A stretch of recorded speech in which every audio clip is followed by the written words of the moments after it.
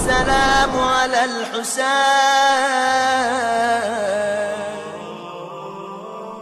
کہ 72 کا اتنا مختصر تھا لشکر کربلا میں، اتنی بڑی فوج ابن زیاد نے تیار کر کے کیوں بھیجوائی؟ ایک تو یہ تھا کہ بہت سارے لوگ تو خود سے پہنچ گئے، جب ان کو پتا چلا کہ اس جنگ میں حصہ لینے والے کو بھاری انعامات ملیں گے، لیکن جو پراپر فوج ابن زیاد نے بھیجوائی وہ بھی کم سے کم 30,000 کی رپورٹنگ، کم سے کم اس زمانے کی پاپولیشن دیکھیے گا۔ اور یہ اختلاف اس لیے بھی آ جاتا کہ 30,000 تو وہ ایک باقاعدہ جو فارمل قسم کی آرمی ہوتی، اس کے علاوہ بہت سارے لوگ، یہ خبر پھیل گئی تھی کہ حاکم بڑا خوش ہو جائے گا، جو کربلا میں جائے گا بڑے بھاری انعامات ملیں گے، وہ خود سے پہنچے، ان کی کوئی رپورٹنگ نہیں ہے، وہ خالی لوگوں نے اندازے لگائے کہ کتنے ہوں گے۔ مگر یہ 30,000 بھی صرف 72 کے جس میں بچے بھی ہیں، وہ اس لیے کہ ٹھیک 1 مہینے پہلے ابن زیاد کوفے کے بازاروں میں ایک ایسا جہاد دیکھ چکا تھا جو ایک اکیلے نے کیا تھا۔ ایک اکیلا سپاہی تھا، مگر کوفے کی ساری فوج، وہ خود ابن زیاد 1 مہینے پہلے دیکھے ہوئے۔ ہاشمی شیر کسے کہتے ہیں؟ وہ تو پھر بھی علی کے بڑے بھائی عقیل کا بیٹا مسلم ہے، محمد ابن اشعث ابن قیس کوفے کی فوجوں کا کمانڈر تھا۔ تاریخ کا جملہ ہے نا، آپ نے ہر سال مجلسوں میں سنا، پہلے ابن زیاد نے 200 یا 500 سواروں کے بھجوائے، کہا کہ اسے گرفتار کرو، اور ہر تھوڑی دیر کے بعد اس کی جانب سے ایمرجنسی کال آ رہی ہے کہ اور سپاہی اور سپاہی اور سپاہی۔ پوری کوفے کی ساری آرمی ختم ہو گئی، ابن زیاد بھی چکرا گیا، ایک اکیلا آدمی۔ چنانچہ اس نے محمد ابن اشعث ابن قیس، یہ بھی بڑا عجیب خاندان، اس کا باپ اشعث ابن قیس ساری زندگی مولا کا دشمن رہا، اس کی بہن جودہ ابن اشعث ابن قیس حسن مجتبیٰ کو زہر دینے والی خاتون، اور خود یہ، تو اس کا ایک بے اختیار اس کی زبان پہ ایک جملہ آ گیا۔ ابن زیاد کہتا کتنے سپاہی چاہیے، میں نے ایک آدمی کو گرفتار کرنے کے لیے کہا۔ تو جواب یہی تو تھا نا محمد کہ اے ابن زیاد، تو نے کوفے کے کسی بنیے یا بقال کی گرفتاری کی بات نہیں کی ہے، ایک ہاشمی شہزادے کو گرفتار کرنے کی بات کی ہے۔ اگر ساری اسلامی دنیا کی فوج بھی اسے گرفتار کر لے تب بھی غنیمت سمجھنا، اور حقیقت یہ ہے کہ کوفے کی ساری فوج پہنچ گئی، مگر مسلم پھر بھی گرفتار نہ ہو۔ وہ تو اگر دھوکہ دے کر اور ایک گڑھا کھود کر اور اس جانب لے جا کے مسلم کو گرفتار نہ کیا جاتا تو کوفے کی ساری فوجیں آنے کے بعد بھی گرفتاری ممکن نہ تھی۔ جس ابن زیاد نے 25 دن پہلے یہ منظر دیکھا کہ عقیل کا بیٹا اتنا بہادر ہے، تو جب یہ سوچتا ہوگا کہ جب عقیل کے بیٹے کی یہ کیفیت ہے تو حیدر کرار علی کے بیٹے عباس کی کیا کیفیت ہوگی۔ مسلم ابن عقیل کے حوالے سے آپ 9 ذی الحجہ کی مجلس میں تفصیلی مسائل سن چکے ہیں، لیکن ایام ازا میں بھی شہداء میں سب سے پہلے مسلم کا بیان اس لیے ہوتا ہے کہ آقا حسین نے مسلم کو اپنا سفیر بنایا۔ آگے آگے مسلم ہے، اس کے پیچھے پیچھے پوری حسینی فوج آ رہی۔ تو کل رات سے آنے والے کل سے مختلف شہداء کے مصائب شروع ہوں گے، آج بہت ہی مختصر۔ مسلم اور عباس یہ 2 فرسٹ کزن، اور پھر رشتہ بہنوئی کا بھی، مولا کے داماد ہے مسلم، تو جناب عباس کے بہنوئی بھی فرسٹ کزن بھی ہیں اور ایک ایج گروپ۔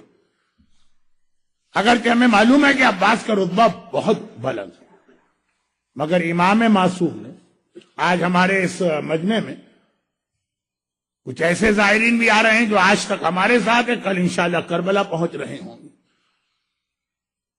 تو جب کبھی بھی آپ کربلا اور کوفہ جاتے ہیں، جو زیارت امام نے آقا عباس کی بتائی ہے وہ تو ہمارے بچوں کو بھی یاد ہو گئے۔ لیکن جو اس کے الفاظ ہیں وہی الفاظ جناب مسلم ابن عقیل کے لیے بھی امام نے استعمال کی. السلام علیک ایھا العبد الصالح المطیع للہ ولرسولہ ولامیر المؤمنین. یہ الفاظ جناب عباس کی زیارت کے، یہی الفاظ مسلم ابن عقیل کی زیارت کے. کربلا کے شہیدوں کا جہاد کائنات کا سب سے عظیم جہاد، مگر مسلم کا جہاد میں اس اعتبار سے عظیم کہتا ہوں کہ کربلا کے شہید جب جہاد کر رہے تھے تو ایک دوسرے کا ساتھ دینے والے تھے. پوری شب عاشور اصحاب امام بے شک عبادت کرتے رہے، مگر ایک دوسرے کی موجودگی میں وقتاً فوقتاً ایک دوسرے سے باتیں کرتے رہے، ایک دوسرے کا حوصلہ بڑھاتے رہے، گرچہ اس کی ضرورت نہیں تھی. کربلا کا جہاد جب تھا، جو شہید میدان میں جاتا تھا تو اس طرح سے جاتا تھا کہ آقا حسین اس کو الوداع کہتے تھے.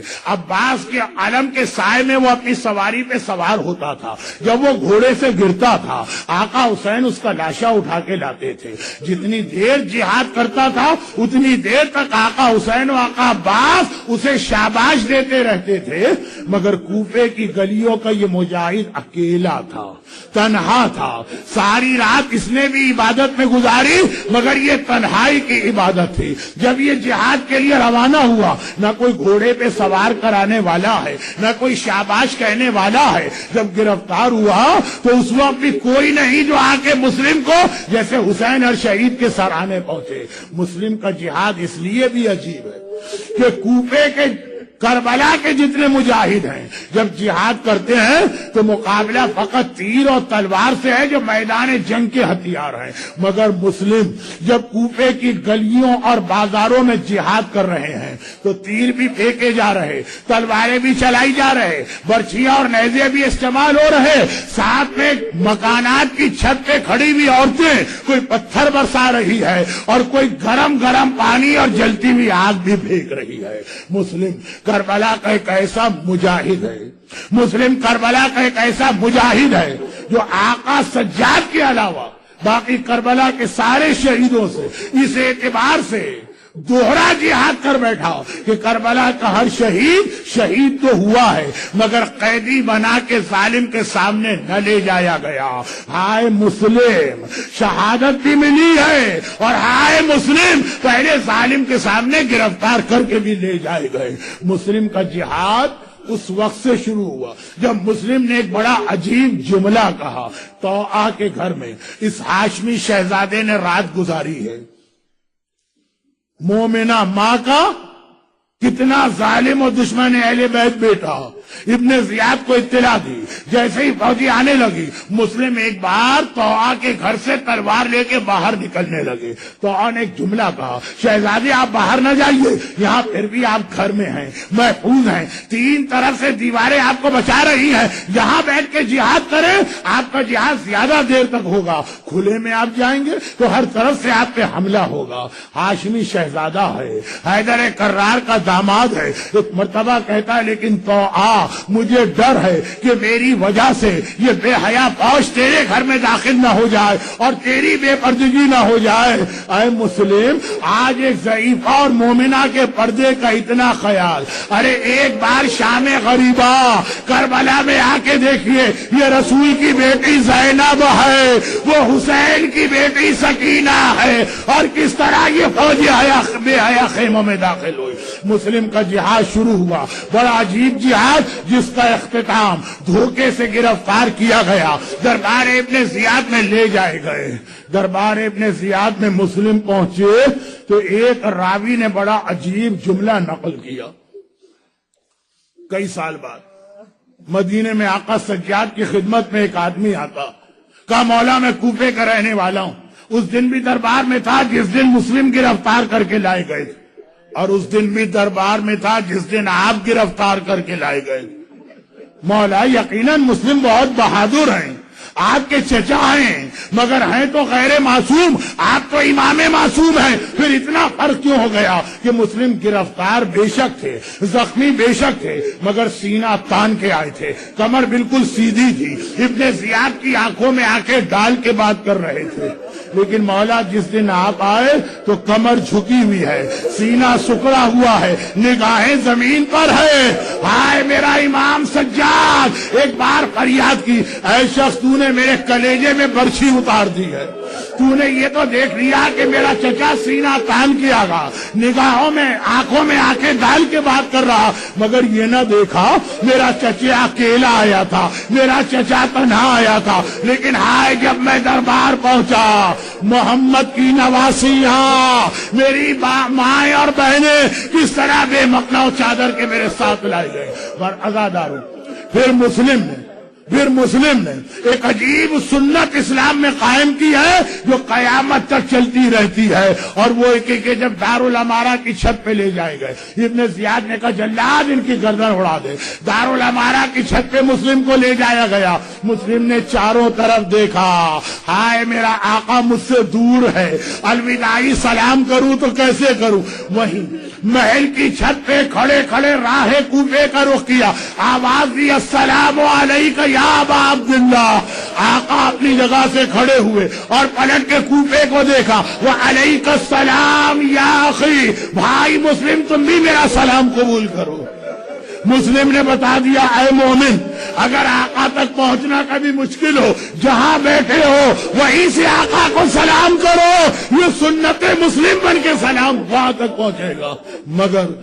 مگر آخری دو چھوٹی سی روایتیں، جلاد کی تلوار تو چلی، مسلم کا سر و بدن ایک دوسرے سے جدا ہوا، اور ادھر راستے میں حسینی قافلہ راستے میں ہے، کئی دنوں سے کوفے کا راستہ بند ہے، کوفے سے کوئی مسافر نہیں آ رہا، سب سے زیادہ بے چین عباس ہے۔ ایک مرتبہ عباس نے دیکھا آج کئی دنوں بعد کوفے کے راستے سے کوئی مسافر آ رہے، ہاتھ جوڑے، مولا اجازت ہو انہیں بولا کہ اپنے بھائی مسلم کی حالت دریافت کر لوں۔ حسین کو تو معلوم ہے مگر قافلے کو اطلاع دینا ہے، کہ عباس بلا کے لاؤ۔ مسافر لائے گئے، عباس نے طلب کے کہا کوفے کے آنے والوں کیا تمہیں کچھ پتا ہے میرا بھائی مسلم کس حالت میں ہے؟